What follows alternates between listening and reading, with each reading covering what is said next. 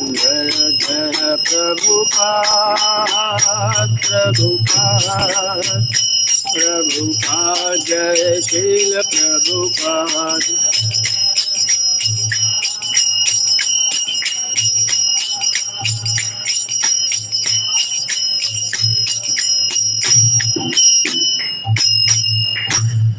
जय ओम विष्णुपाद परमहंस परिव्राज कचार्य अष्टोत्तर श्रीमद कृष्ण कृपा मूर्ति श्री भक्तिवेदांत स्वामी शिला प्रभुपाद की, इस्कॉन बीबीटी फाउंडर आचार्य शिला प्रभुपाद की।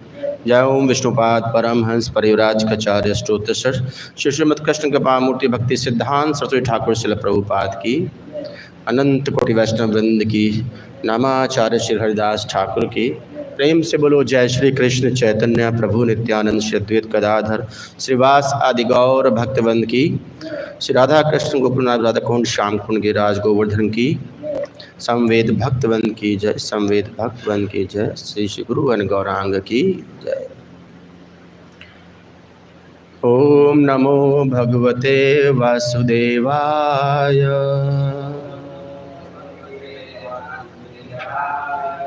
ओम नमो भगवते वासुदेवाय।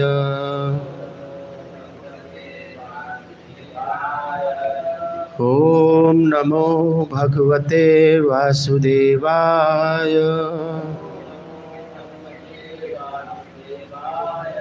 नारायणं नमस्कृत्य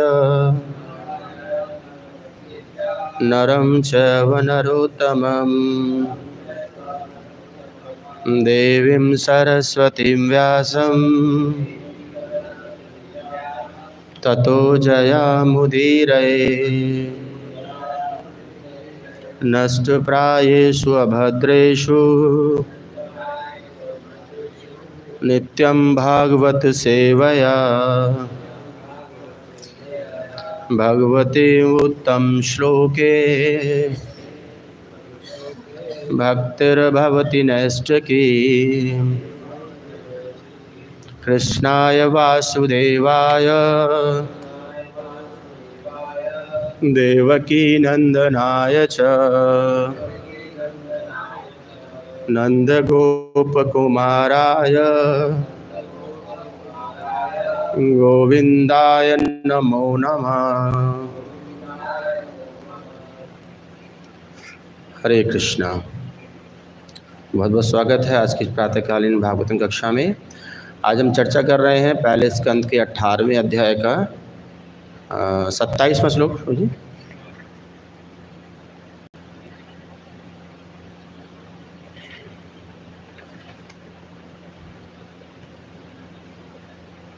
तो पहले श्लोक पढ़ेंगे। विप्रकेण जटाच्छन्नं रौरवेण जिनेन च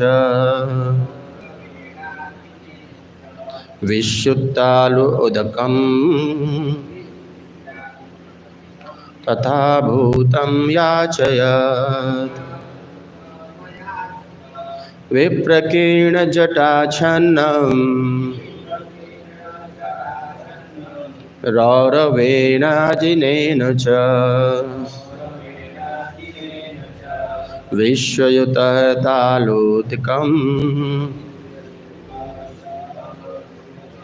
तथा भूतम् अयाचत।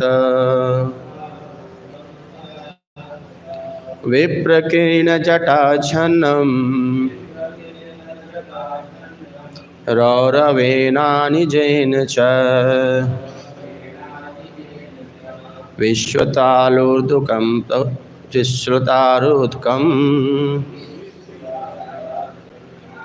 तथा भूतम् अयाचत।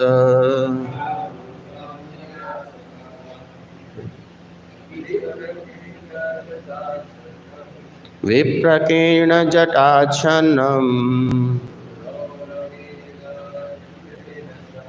रौरवेणाजिनेन च विश्वतुलोदकं तथा भूतम् अयाचत।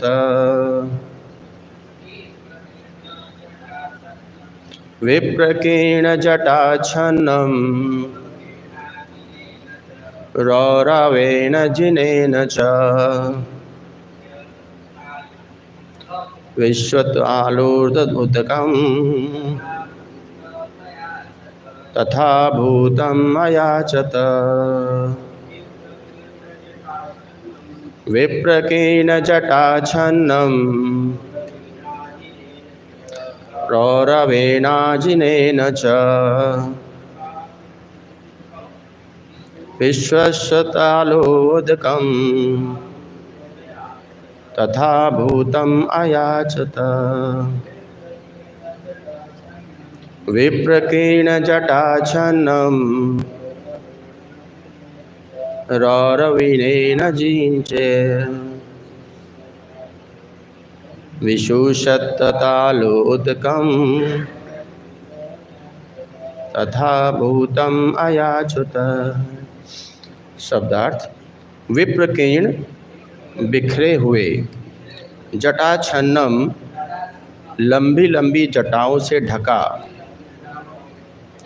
रौरवेण मृगछाला से, अजिनेन चर्म से, च भी, विशुष्यत सूखा हुआ, तालु तालु, उदकम जल, तथा भूतम उस अवस्था में, अयाचत मांगा। अनुवाद श्रील प्रभुपाद के द्वारा। श्रील प्रभुपाद की ध्यान मग्न मुनि मृग चर्म लपेटे थे और इनकी लंबी जटाएं उनके सारे शरीर पर बिखरी हुई थी। प्यास के मारे सूखे तालू वाले राजा ने उनसे जल मांगा। तात्पर्य श्रील प्रभुपाद के द्वारा। प्यासे होने के कारण राजा ने मुनि से जल मांगा। ऐसे महान भक्त राजा ने समाधि में लीन मुनि से जल मांगा, यह निश्चय ही दैवकृत था, अन्यथा ऐसी विलक्षण घटना की कोई संभावना न थी। इस तरह महाराज परीक्षित विषम परिस्थिति में रखे गए, जिससे आगे चलकर श्रीमद् भागवत का प्राकट्य हो सका। ओम अज्ञानतिम्रान्धस्य ज्ञानाञ्जनशलाकया चक्षुरुन्मिलितं येन तस्मै श्रीगुरवे नमः।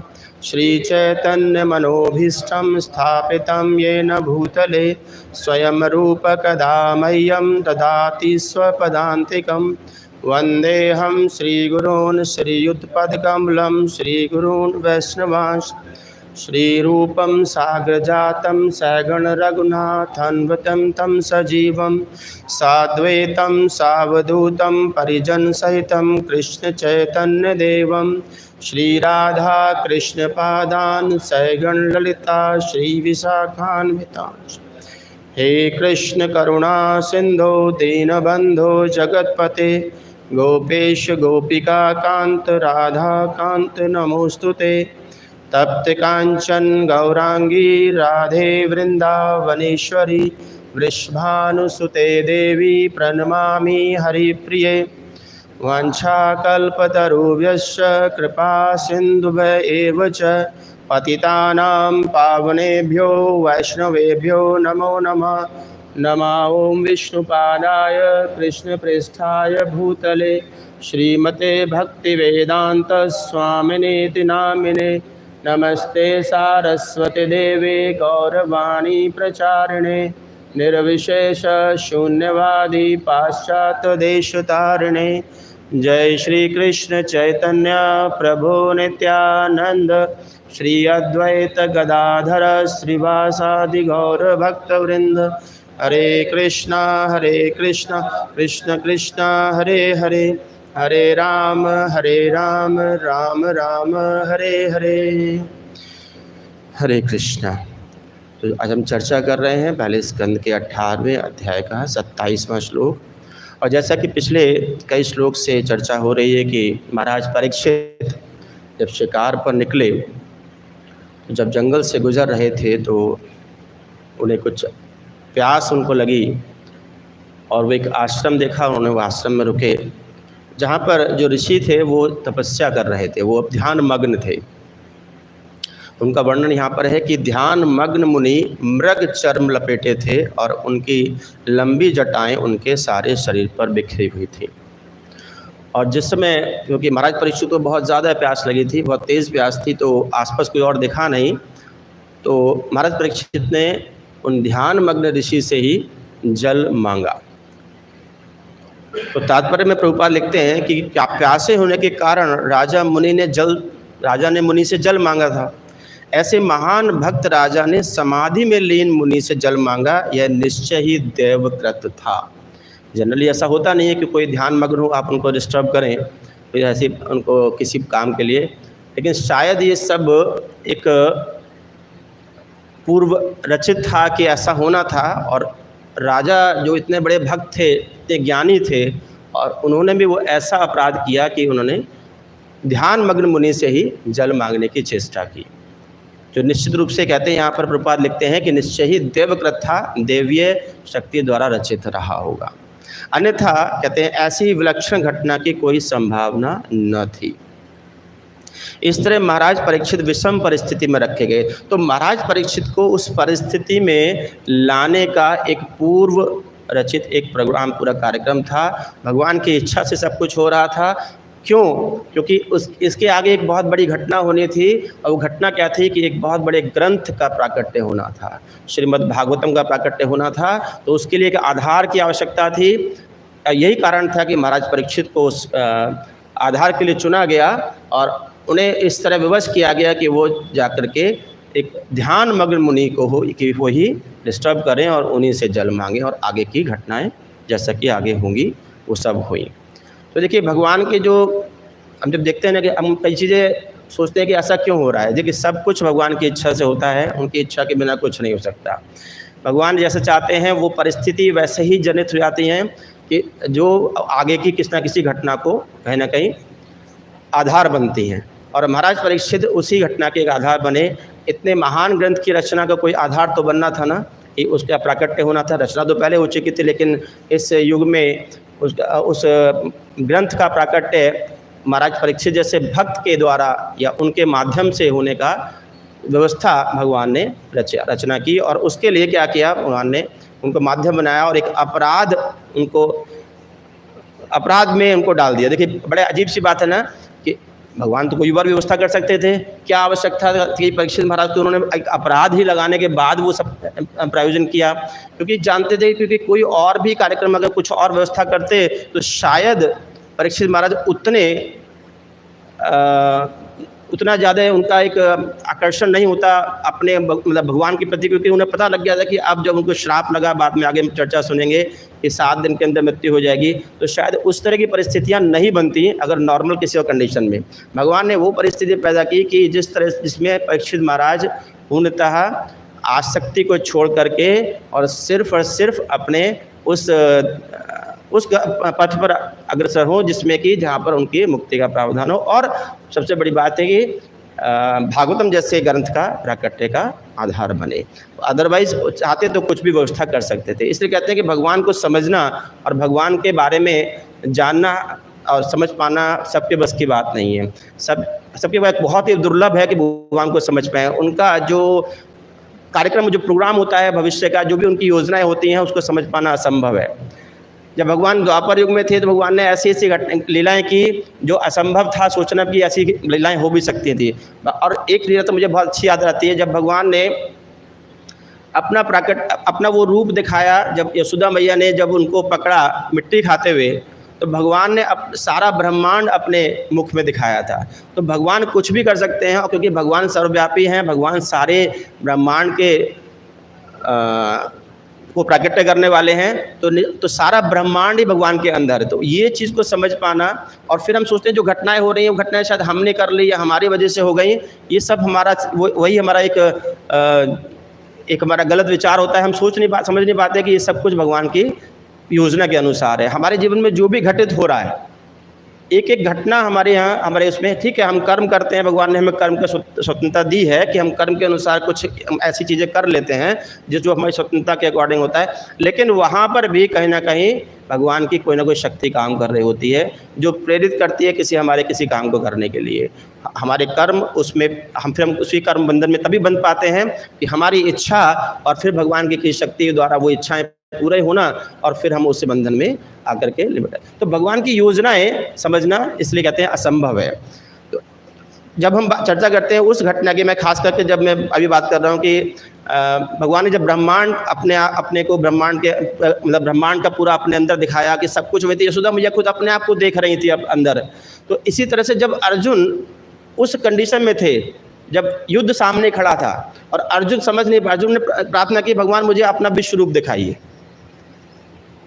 अर्जुन ने प्रश्न क्यों किया? अर्जुन जानते थे कि भगवान का कोई विश्व रूप है, ऐसा नहीं अर्जुन अज्ञानी थे, लेकिन उन्होंने सिर्फ इसलिए प्रश्न किया कि आगे आने वाले जीवों को पता लग सके, दिख सके कि भगवान किस रूप में है। तो भगवान से प्रार्थना की विश्व रूप दिखाइए, और जब विश्व रूप दिखाया तो उसमें क्या दिखा? उसमें सारा संसार, सारा ब्रह्मांड भगवान के अंदर समाहित था। भगवान के हर अंग से कुछ ना कुछ, कोई ना कोई देवता, कोई ना कोई शक्तियाँ प्रकट हो रही थी, और सारे जीव, सारी प्रकृति, सब कुछ भगवान में समाहित थी। फिर देखा कि अर्जुन ने कि भगवान ने उनको काल रूप भी दिखाया। काल रूप में देखा कि सब कुछ उनके मुख में जा रहा है, इवन कि वहाँ इतने बड़े योद्धा, महान योद्धा खड़े थे, वो सब कुछ मृत्यु को प्राप्त करके उनके मुख में समा रहे थे। तो ऐसे ऐसे दृश्य जब अंदर दिखाए भगवान ने, तो कहते हैं कि इसलिए कहते हैं भगवान को जानना और उनको पहचानना असंभव है। और अर्जुन ने सिर्फ भगवान के विश्व रूप के लिए सिर्फ एक प्रार्थना इसलिए की थी कि आने वाले भविष्य में जिसमें भगवान के क्योंकि हमारी आदत है ना, हमारी क्या स्थिति है कि हम हर चीज़ का सबूत मांगते हैं, हर चीज़ का एविडेंस मांगते हैं। तो अर्जुन ने वो व्यवस्था पहले की कि आने वाले समय में निश्चित रूप से कलयुग में मनुष्य बहुत बद्धता में जिएगा, और वो निश्चित रूप से आपका कहीं ना कहीं एविडेंस मांगेगा। तो ऐसा रूप आप दिखाइए ताकि आने वाले समय में कहीं ना कहीं वो एविडेंस लोगों को मिल सके कि यस, भगवान संपूर्ण है अपने आप में और वो स्वयं कृष्ण ही है। तो इस तरह की स्थिति उन्होंने वहाँ पर दिखाने के लिए अर्जुन ने प्रार्थना की। तो भगवान को समझ पाना असंभव है, इसको कई जगह पर भगवान ने प्रदर्शित किया है। तो जब हम बात करते हैं भगवान की इच्छाओं की, योजनाओं की, तो भगवान की योजना, श्री श्री गौर नटराज दयालता भगवान की जय। तो निश्चित रूप से भगवान की योजनाएं बिल्कुल अलग हैं। भगवद गीता में कहते हैं कि जब बात करते हैं भगवान है कौन, जब भगवान की किसी आइडेंटिटी के बारे में बात की जाती है, देखिए आइडेंटिटी की जब बात करते हैं, अगर हम इस युग में देखें तो इस युग के जीव के साथ में भी आइडेंटिटी क्राइसिस है, और अपने आइडेंटिटी क्राइसिस के चक्कर में हम भगवान की आइडेंटिटी को भी नहीं पहचान पाते। हमारे साथ आइडेंटिटी क्राइसिस क्या है कि हम इस शरीर को स्वयं मान के बैठ जाते हैं, ये हमारे साथ आइडेंटिटी क्राइसिस है। हम अपने आप को इस शरीर से पहचानते हैं, जबकि सारे शास्त्रों में लिखा है कि हम शरीर नहीं आत्मा हैं, लेकिन हम कभी भी उससे अलग नहीं कर पाते। और यही कारण है कि हम भगवान को भी नहीं पहचान पाते। भगवान के साथ भी हम आइडेंटिटी क्राइसिस खड़ा कर देते हैं। हम अलग अलग तरीके से एंगल से वेरिफिकेशन चाहते हैं, एविडेंसेस चाहते हैं, हमें कोई मतलब शास्त्रों पे विश्वास हमें नहीं हो पाता। भगवद गीता में कहते हैं कि भगवान कौन है, अब अलग अलग डेफिनेशन दी जाती हैं। भगवान एक प्रकाश है, बस इतना अब लोगों ने मान लिया कि भगवान एक, अब उतना पढ़ लिया, उसके बाद में स्टॉप लगा लिया, खुद स्वयं से डेफिनेशन बना लिया कि भगवान एक प्रकाश है। एक जगह लिखा था कि भगवान एक प्रकाश है, बस उतना वहाँ पर स्टॉप। कहीं पे किसी ने पढ़ लिया कि भगवान क्या है, भगवान एक प्रेम है, ठीक है, उतना डेफिनेशन बना लिया। अब उसके अकॉर्डिंग अपने अपने रचना कर दी, अपने अपने थ्योरी बना दी, उसको प्रचारित करना शुरू कर दिया। कोई कहते हैं कि भगवान गरीबों में दरिद्र नारायण है, गरीबों की सेवा से भगवत सेवा है, ये भी लोगों ने स्टेटमेंट। अब दरिद्र नारायण का शब्द पढ़ लिया, ये दरिद्र मतलब गरीबों की सेवा करेंगे तो भगवान मिलेंगे, यानी कि भगवान का रूप क्या है, वो दरिद्र नारायण के रूप में है। तो केवल भगवत सेवा के नाम पे आप गरीबों की सेवा कर लीजिए।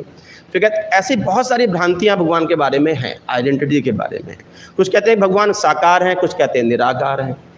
अब दोनों चीज़ की डेफिनेशन भगवद गीता में समझाएगी कि भगवान निराकार भी हैं और साकार भी हैं। भगवान कहते हैं कि निराकार का स्वरूप साकार, मेरा जो साकार स्वरूप है वो निराकार का ही स्वरूप है। लेकिन लोगों ने सिर्फ निराकार वर्ड पढ़ लिया, अब उसको लेकर के बैठ गए, तो वो थ्योरी एक अलग बन गई। तो सब अपने अपने अकॉर्डिंग आइडेंटिटी क्राइसिस खड़ा करते जाते हैं, अपने साथ भी और भगवान के साथ भी। हम सबको समाहित नहीं करना चाहते, एक सिंगल स्टेटमेंट पे अपने अपनी सुविधा के अनुसार अपने अपनी पहचान को बनाने का प्रयास करते हैं। और यही कारण है कि अलग अलग थ्योरीज, अलग अलग मत को मानने वाले लोग फिर खड़े हो जाते हैं। मायावादीज हैं, मायावादी क्या कहते हैं, निराकार फॉर्म में स्टडी कर रहे हैं कि सबको प्रचारित करें भगवान निराकार है। ब्रह्म ज्योति है, अब एक ब्रह्म ज्योति वाला सिस्टम भी चलता है कि ठीक है भगवान डेफिनेटली एक प्रकाश तो है ही, भगवान से एक प्रकाश निकल रहा है, लेकिन वो भगवान का स्वरूप तो है नहीं, भगवान का मूल स्वरूप तो डिफरेंट है। तो अब इस चीज़ के लिए क्या करना पड़ेगा, इस चीज़ को समझने के लिए हमें दोनों चीज़ को गलत सिद्ध करना होगा कि निराकार भी है या नहीं है, साकार भी है कि नहीं है। तो भगवान साकार भी है और निराकार भी हैं, इसका सही अर्थ क्या है? तो कहते हैं, भागवतम कहता है कि परम सत्य अपने आप को 3 रूप में प्रदर्शित करते हैं। भगवान अपने आप को 3 रूप में प्रदर्शित करते हैं। पहला होता है, ये 3 रूप क्या है? भागवत कहता है कि ब्रह्मेति, परमात्मेति और भगवान। ब्रह्मेति, परमात्मेति और भगवान। कहते हैं कि ब्रह्मेति परमात्मेति भगवान इति शब्दते। तो अर्थात परम सत्य 3 रूप में आता है। पहला है ब्रह्मेति अर्थात ब्रह्म ज्योति, जो सबसे पहले हमारे पास जो इफेक्ट आता है ब्रह्म ज्योति का। जब सूर्य का प्रकाश हमारे पास आ रहा है तो पहले प्रकाश आ रहा है, सूर्य पर नजर बाद में पड़ती है ना, पहले उसके प्रकाश से हम प्रकाश को देख पाते हैं। तो इसी तरह से भगवान के शरीर से जो प्रकाश निकल रहा है, लोगों ने कहा, सब व्यक्तियों ने मान लिया कि जो प्रकाश है, जो ब्रह्म ज्योति है, वही भगवान है, क्योंकि उसके बाद आगे उनकी दृष्टि जा ही नहीं पा रही। अब दृष्टि नहीं जा पा रही, ये उनकी अयोग्यता है, इसमें भगवान का स्वरूप कैसे स्थापित हो जाएगा? तो भगवान को क्या कहा उन्होंने? ये ब्रह्म ज्योति है। दूसरा आगे आता है कि परमात्मेति, यानी अर्थात परमात्मा के रूप में भगवान हर जीव के अंदर विराजमान है। अब कहते हैं भगवान निराकार हैं अपने ब्रह्म ज्योति के रूप में। और भगवान कहते हैं, भगवान भगवद गीता में कहते हैं कि ब्रह्मेणि प्रतिष्ठाहम, अर्थात भगवान कहते हैं कि ब्रह्म ज्योति का मूल स्वरूप मैं हूँ। भगवान स्वयं समझा रहे हैं कि मैं उसका मूल स्वरूप हूँ, परंतु हमें क्या करना है? हमें सिर्फ उस ब्रह्म ज्योति पे कॉन्सेंट्रेट करना है। ये इस तरह की मान्यता व्यक्ति ने बना ली है। दूसरे कहते हैं जब परमात्मा, भगवान अलग अलग रूप में आते हैं, अलग अलग जीवों में आते हैं, और हम सबके अंदर आत्मा के रूप में हमें ज्ञान देने के लिए विद्यमान है। देखिए हमें ज्ञान कहाँ से मिल रहा है? ये कहते हैं कि भगवान के बहुत सारे कैमराज हमारे ऊपर लगे हैं, हम सारी एक्टिविटीज़ करते हैं। भगवान के 13 कैमरा प्रभु जी बताते हैं, 13 कैमराज हमारे ऊपर हैं। उसमें से एक कैमरा तो हमारे अंदर ही है, आत्मा के रूप में भगवान स्वयं विद्यमान है। हमारी सारी एक्टिविटीज़, सब कुछ जो हमें प्रेरणा मिलती है वो हमें अंदर से मिल रही है। हाँ ठीक है, उसमें हमारी कुछ मन की इच्छाएं सम्मिलित हो जाती हैं, वो अलग से काम करती हैं, तो वो कहीं पर अगर ज़्यादा प्रभावी हो जाएं तो हम कुछ ऐसे अनर्थ करने लगते हैं जो भगवान को प्रिय नहीं है। अदरवाइज सारा ज्ञान तो हमें भगवान से आता है, विद्या तो भगवान ही हमको दे रहे हैं। उस विद्या में अविद्या की मिक्सिंग हम स्वयं करते हैं, और वो किस लिए कर पाते हैं? क्योंकि हमारी इच्छाएँ वहाँ कहीं पर ज़्यादा प्रभावी हो जाती हैं। तो कहते हैं कि अलग अलग जीवों में आते हैं भगवान, और हम सबके अंदर आत्मा रूप में हमें ज्ञान देने के लिए विद्यमान है। जैसे भगवद गीता में भगवान कहते हैं उपद्रष्टा अनुमंता च। क्या कहते हैं कि भगवान कहते हैं कि भगवान कौन है? कहते हैं तीसरे स्तर में कहते हैं भगवान कौन है? तीसरे स्तर में भगवान के रूप में है। और आचार्य समझाते हैं कि भगवान कई रूपों में, लेकिन इन रूपों में पूर्ण प्राप्ति नहीं होती। अलग अलग रूपों में जब भगवान को हम दर्शाते हैं, चाहे हम ब्रह्म ज्योति में देखें, चाहे परमात्मा के रूप में, चाहे ईश्वर रूप में, अलग अलग रूपों में जब व्याख्या करते हैं तो भगवान का हम पूर्ण रूप नहीं समझ पाते। पूर्ण रूप को समझने के लिए हमें समझना पड़ेगा कि भगवान का असली रूप क्या है। भगवान सच्चिदानंद है। भगवान का स्वरूप जो है वो सच्चिदानंद है। जब हम यहाँ पर आके रुकेंगे और यहाँ से व्याख्या लेंगे भगवान की, तो सही में शायद हम भगवान के सही रूप को समझ पाएँ। तो सच्चिदानंद का अर्थ क्या हुआ? ब्रह्म संहिता में कहा गया है कि सत मीन्स कि भगवान ब्रह्म यानी कि शाश्वत है। भगवान शाश्वत है, बाकी सारी प्रकृति अशाश्वत है, केवल भगवान ही शाश्वत है। दूसरा कहते हैं चित्त, यानी कि भगवान ज्ञानवान है, भगवान से ज्ञान हमें प्राप्त होता है। तो वो ज्ञान किसको प्रदर्शित कर रहा है? परमात्मा को। सत ब्रह्मा यानी कि जो हमने कहा कि शाश्वत रूप है, और चित्त परमात्मा को, जिनसे हमें ज्ञान प्राप्त हो रहा है, जिनसे बुद्धि हमें प्राप्त हो रही है। और आनंद क्या है? आनंद के 2 रूप हैं। आनंद क्या है? जो हमें मतलब जो भगवान आनंद में रहते हैं, तो वही आनंद प्राप्त करने की इच्छा हमें भी होती है। क्योंकि भगवान आनंदमय और भगवान के रूप है, तो हमें वही आनंद लेने की इच्छा हमें भी होती है। तो भगवान क्या है? सत, चित और आनंद। आनंद जो रूप है वो ईश्वर का स्वरूप है कि भगवान हमेशा आनंद में रहना चाहते हैं। तो सत रूप किसका हो गया? वो ब्रह्म का रूप हो गया, जिसे हम बोलते हैं ब्रह्म, यानी कि शाश्वत रूप। दूसरा आ गया चित्त, जो ज्ञान स्वरूप है, जिसे हम परमात्मा का नाम दे रहे हैं, जो हमारे अंदर है, जो हमें ज्ञान प्रदान कर रहा है। और आनंद, जो भगवान का स्वरूप है, जिसकी प्राप्ति के लिए हम जीवन भर लगे रहते हैं। तो भगवान कहते हैं भगवान साकार भी है और निराकार भी है। देखिए ब्रह्म, जो ब्रह्म ज्योति की बात कर रहे थे, ब्रह्म की बात कर रहे थे, भगवान वो भी है, परमात्मा रूप में हमारे अंदर भी है, और अपने स्वरूप में भगवान रूप में भी विद्यमान है। तो हमें दोनों चीजों को देखना पड़ेगा। भगवान साकार और निराकार दोनों हैं। निराकार का रूप ही साकार है, निराकार का मूल स्वरूप साकार है। इसलिए हम केवल निराकार पे आश्रित हो जाएं या निराकार पे ही आश्रित में कोई मान ले भगवान का रूप, तो निश्चित रूप से गलत होगा। हमें दोनों चीज़ को लेना होगा। भगवान निराकार और साकार रूप में दोनों स्थिति में उपस्थित है। बहुत सारी शक्तियों के रूप में भगवान उपस्थित होते हैं, और फिर अपने मूल रूप में भी भगवान इस धराधाम पे या अपने आप को प्रदर्शित करते हैं।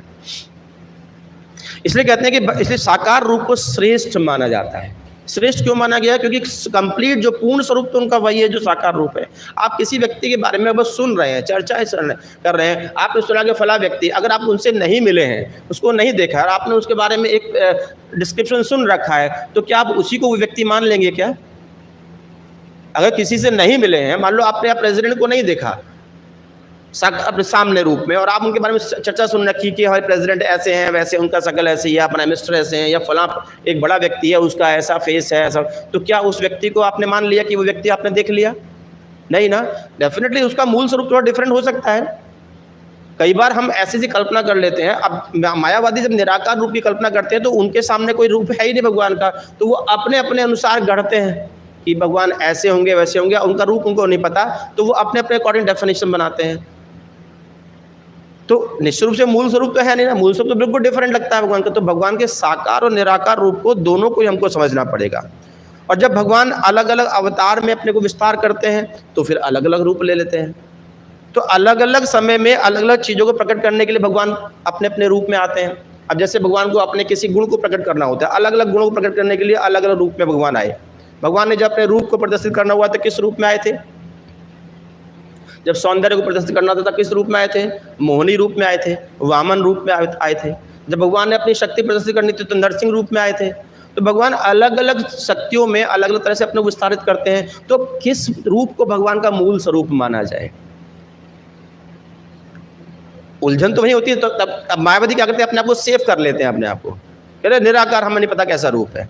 लेकिन वो सही में उस तरह की थ्योरी में जाने पर क्या होता है कि वो कहीं ना कहीं उस मूल स्वरूप से वंचित हो जाते हैं जो भगवान का मूल, उनका एक जो स्वरूप है असली वाला, उससे वंचित हो जाते हैं। क्योंकि वो अपने आप को वहीं उस निराकार, उसमें ब्रह्म ज्योति में अपने आप को बांध लेते हैं। उसके आगे वो देखना ही नहीं चाहते, आंखें बंद करके ध्यान मग्न हो जाते हैं। आप देखोगे, अक्सर देखा होगा कि जितने मायावादी हैं वो आंखें बंद करके चिंतन करते हैं, और हम लोग आंखें खोल के माला कर रहे होते हैं। क्योंकि हमें वो स्वरूप देखना होता है, उनको आंखें बंद करके सिर्फ उस निराकार स्वरूप को ही चिंतन करना होता है। उनकी आगे इच्छा नहीं होती है। कारण क्या है कि वो इस तरह के स्वरूप की कभी कल्पना भी नहीं कर सकते कि भगवान अपने अपने गुणों में भी विस्तारित कर सकते हैं अपने आप को। वो कल्पना, उनकी कल्पना से आगे होता है उनका स्टॉपेज। और इसके निराकार के बाद में बहुत बड़ा एक गैप है साकार रूप तक जाने के लिए। निराकार बहुत ही प्रारंभिक चीज़ है, और लेकिन साकार तक जाने के लिए एक बहुत बड़ा गैप है, जिसमें बहुत ज़्यादा रहस्य हैं भगवान के, जिनको वो समझना नहीं चाहते। क्योंकि वो चाहते भाई इतने में हमारा काम चल गया, हमने भगवान को निराकार मान लिया और अब भगवान की चिंतन कर रहे हैं। लेकिन वो उस पूरे उस रहस्य से वंचित हो जाते हैं जिसमें भगवान अपने आप को अलग अलग विस्तारों में प्रदर्शित करते हैं। और जब भगवान सारे अपने ऐश्वर्य, सारे रूप, सारे बल को लेकर के आते हैं तो किस रूप में आते हैं? कृष्ण रूप में आते हैं। तो भगवान ऐसा नहीं, भगवान ने कभी कन्फ्यूजन नहीं क्रिएट किया। भगवान ने कहा ठीक है, मेरे अलग रूप आपने देख लिए, मैं स्वयं भी आ रहा हूँ। भगवान स्वयं भी आते हैं, कोई कन्फ्यूजन नहीं रखना है। इसलिए अपने साकार रूप को स्वयं प्रदर्शित करने के लिए अपने सारे गुणों के साथ में, सारे ऐश्वर्य, सारे बल, सारे धन, सारे सौंदर्य के साथ में भगवान कृष्ण के रूप में उपस्थित होते हैं। और इसलिए कहते हैं कृष्ण जब आए तब उनका सौंदर्य भी था, बल भी था, यश भी था, ज्ञान भी था, और वैराग्य भी था। सब कुछ भगवान ने प्रदर्शित किया। भगवान ने एक एक चीज़ का भगवान ने वैराग्य कहाँ प्रदर्शित किया था? द्वापर युग में जब भगवान कृष्ण के रूप में थे। जी प्रभु, आवाज़ नहीं आ रही। वहाँ वैराग्य प्रदर्शित किया था। और कहाँ पे?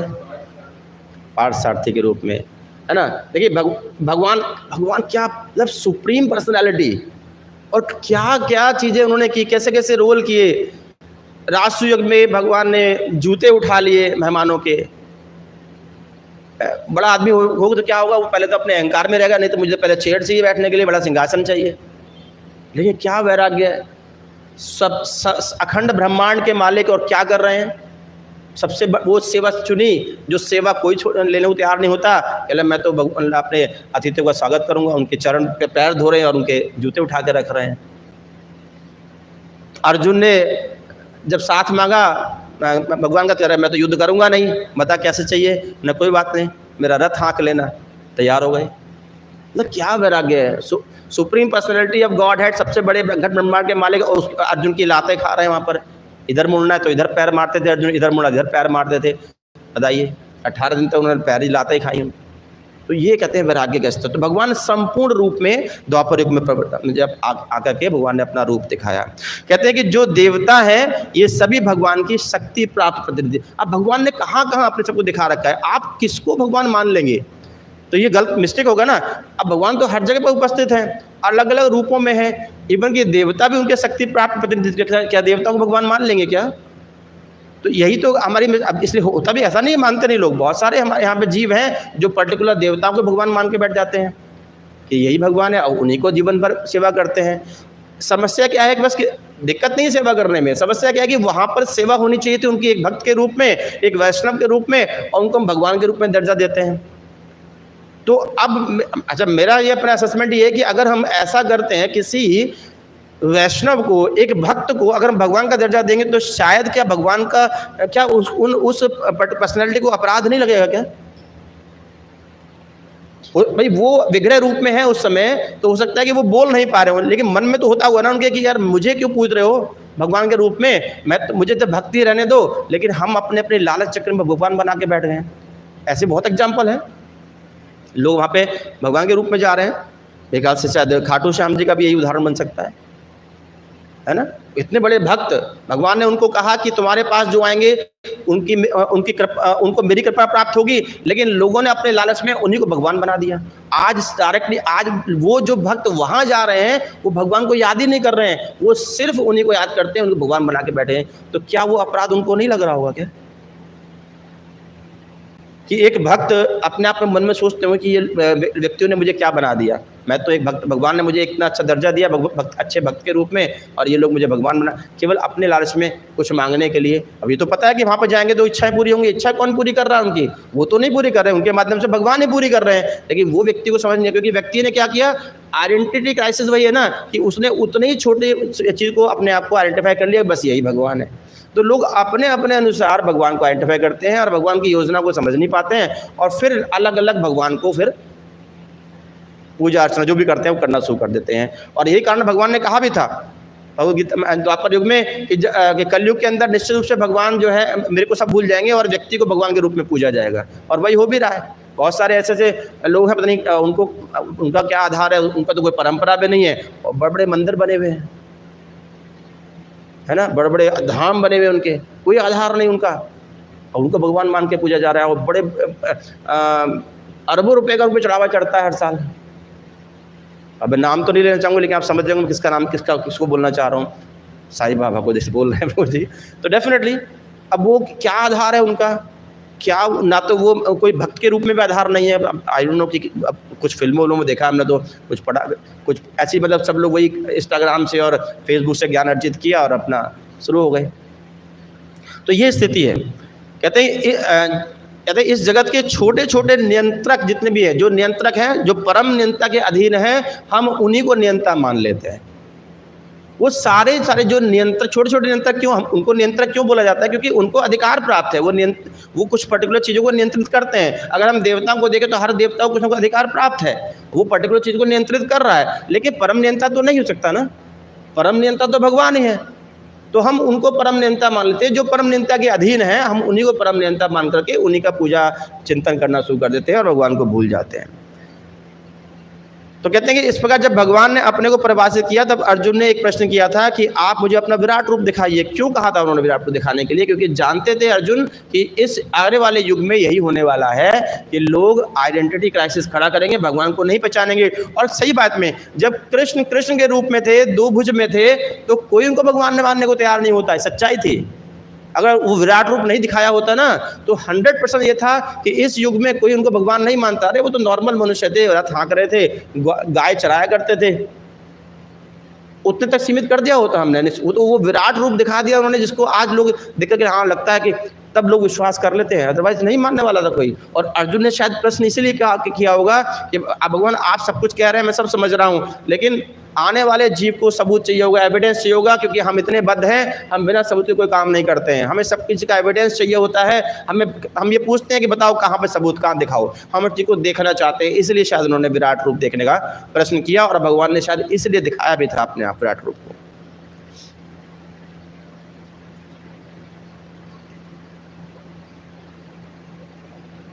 भगवद गीता में एक बहुत सुंदर श्लोक आता है 11वें अध्याय में। भगवान उसमें कहते हैं तस्मात् मुतिष्ठ यशो लभस्व जित्वा सतुन भक्षम राज्यम समद्धम मय्ये वेते निहिता पूर्वमेव निमित्त मात्रम भव सव्यसाचिन। क्या कहते हैं अर्जुन? देखिए जिस समय अर्जुन को विराट रूप दिखाया तो अर्जुन फिर बाद में क्या कहा भगवान ने कि अर्जुन जो सब कुछ हो रहा है, जो सब कुछ सामने होने वाला है, वो पहले ही हो चुका है। ये जितने सामने खड़े हैं योद्धा में सबको मार चुका हूं, तुम सिर्फ और सिर्फ निमित्त मात्र हो। निमित्त मात्र किस लिए? क्योंकि संदेश देने के लिए कि मेरे कहने पर जब कोई जितने भी कार्य होते हैं सब मेरी इच्छा से होते हैं, और यहाँ तुम जो भी करोगे वो सिर्फ मेरी इच्छा से करोगे। इस सारे कार्य का निमित्त मात्र हो, ये सब कुछ मैं पहले ही कर चुका हूँ। और अर्जुन को यहाँ पे क्या बताया गया है, क्या शब्द यूज किया गया है? सव्यसाचिन। सव्यसाचिन का अर्थ क्या होता है? जो युद्ध भूमि में बहुत ही कौशल, बहुत ही एक परफेक्शन के साथ में तीर छोड़ सकता है, यानी कि हथियार चला सकता है, उसको सव्यसाचिन बोला जाता है। दोनों हाथों से, मतलब कमाल था अर्जुन का ना, दोनों हाथों से। और कहते हैं कि जो उनके तुड़ीर से बाण निकलता था वो एक बार छूटा दूसरा बाण अपने आप, इतना स्पीड थी उनकी, इतना परफेक्शन था कि एकदम से तीर उस पर आता था। उसी स्पीड को मैच नहीं कर पाते थे आगे योद्धा, इसलिए परास्त होते थे। ऐसा नहीं था कि योद्धा सामने नहीं थे, लेकिन वो जो स्पीड था उनका, जो गति थी उसको दोनों हाथों से तीर चलाने की, बस उसी में परास्त होते थे लोग, क्योंकि वो स्पीड किसी के पास, वो परफेक्शन किसी के पास नहीं था, इसलिए उनको सव्यसाचिन नाम दिया गया। आगे कहते हैं कि एक सुंदर ज्ञान जो निमित्त मात्र के बारे में चर्चा हो रही है, कि कहते हैं कि बहुत सुंदर ज्ञान हमें भगवान ने दिया है कि हमें कैसे रहना चाहिए, निमित्त मात्र बनकर। हमें निमित्त मात्र, हम अपने आप को कहीं ना कहीं मालिक, कहीं ना कहीं अपने आप को स्वामी बनने का प्रयास सोचना शुरू करते हैं। हम स्वामी हो गए हैं, हम सिर्फ निमित्त मात्र हैं। हम जीवन में जो कार्य कर रहे हैं भगवान की इच्छा से कर रहे हैं, उनकी योजना से कर रहे हैं। भगवान वो सब कार्य खुद करना चाहते हैं, लेकिन स्वयं तो सारे काम करेंगे नहीं, हमें माध्यम बनाते हैं। और शायद माध्यम भी इसलिए बनाते हैं क्योंकि हमें शुद्ध करने के लिए। अगर वो हमें माध्यम ना बनाए तो हम अशुद्ध के अशुद्ध ही रह जाएंगे। इसलिए भगवान हम हर व्यक्ति को एक मौका देते हैं, एक चांस देते हैं जीवन में शुद्धता प्राप्त करने का, उनके खुद के अपने स्वयं के पास लाने का। और इसीलिए विभिन्न विभिन्न कार्य भगवान विभिन्न विभिन्न लोगों से अलग अलग रूप में करवाते हैं। अगर हमारे आचार्यगण हैं, आचार्यगण भगवान के नाम का प्रचार कर रहे हैं, तो इतने मंदिर बनवा रहे हैं, तो भगवान की योजना से बन रहा है। प्रभुपाद ने 108 मंदिर बनवाए, प्रभुपाद स्वयं कहते थे कि मेरा कुछ नहीं है, ये सब भगवान का योजना है। 108 मंदिर अगर बनवाए तो उनको एक आदेश, पूर्व आदेश था, और ये तो पहले ही घोषित हो चुका था। 108 मंदिर तो बाद में बने, उनकी जन्म पत्री जब पढ़ी गई तभी बताया गया था कि ये जो है मंदिरों का निर्माण, 108 मंदिर का निर्माण करेगा। ये तो उनके पुरोहित ने बता दिया था। तो इसका मतलब क्या था कि पहले से सब प्लान था, पूर्व नियोजित होता है भगवान का। सिर्फ एक निमित्त मात्र चाहिए होता है, एक माध्यम चाहिए होता है। भगवान ने प्रभुपाद को चुना, और शायद हम और आप जो बैठे हुए, हमें भी किसी माध्यम के लिए, किसी निमित्त मात्र के लिए बनाया होगा। अगर मैं यहाँ पर भगवान का कुछ प्रवचन कर रहा हूँ, कथा कर रहा हूँ, भगवान ने निमित्त मात्र बनाया। कि ये शब्द तुम बोलना मेरे पास जाकर मेरे लिए। तो हम सब उनकी भगवान की योजनाओं से ही काम कर रहे हैं। भगवान आगे कहते हैं कि सब कुछ समय के अनुसार होता है, समय सर्वाधिक प्रभावी है, अतः समय के अनुसार जीना सीखो अर्जुन। तो भगवान जब अर्जुन से कहते हैं, भगवान जब अर्जुन तो बहुत कंफ्यूजन थे, भगवान ने सब समझाया उसको कि अर्जुन तुम चिंता मत करो, जो कुछ है समय के अधीन है, समय के अनुसार पूर्व नियोजित है, तुम्हें कुछ नहीं सोचना है, जैसा जैसा कहता जाता हूँ वैसा करते जाओ, समय के अनुसार अपने आप को ढालते जाओ। ये मत देखो कि सामने कौन खड़ा हो, तो तुम्हारा कर्तव्य यही है, क्षत्रिय धर्म में, क्षत्रिय परिवार में तुम्हारा जन्म हुआ है, क्षत्रिय कर्तव्य है कि अब युद्ध करना है, और मैं कह रहा हूँ कि मेरी इच्छा से करना है, तो इसलिए उसके अनुसार जीना सीखो।